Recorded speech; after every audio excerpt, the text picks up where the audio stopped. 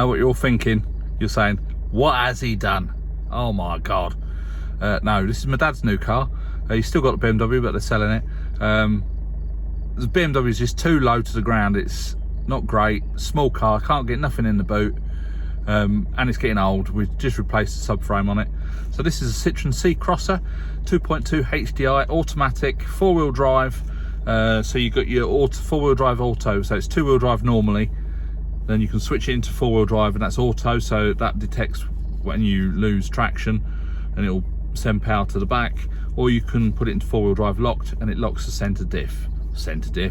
It's up at the front because it's engine's that way across, and it's the gearbox is that side. Power takeoff down to the back axle, so it just locks it up basically. Fairly good. It's got road tyres on it, so we did struggle getting in the woods.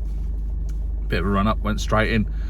So yeah, this is their new car, and I'll just point out that this video is sponsored by eManualOnline. So when you're looking at buying a new car and you think, oh God, repair bills, this, that and the other, just go and check out eManualOnline for a new manual. We've got one for this car.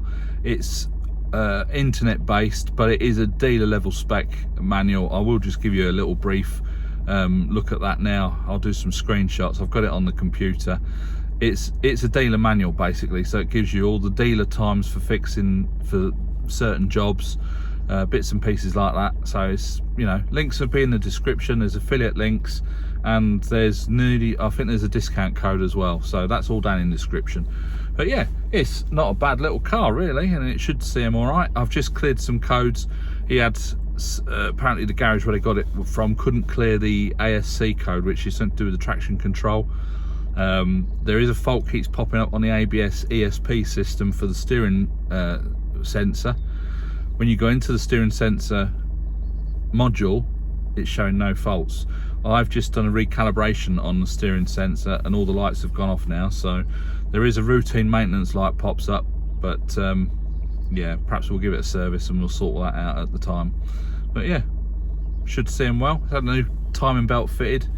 They did a bit of paint work on it. There are a few little things we've got to sort out, like there's a jack in the boot, but there's no wheel brace or jacking handle.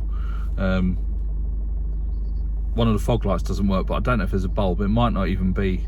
The fog light works on the driver's side, which is mandatory for the control technique.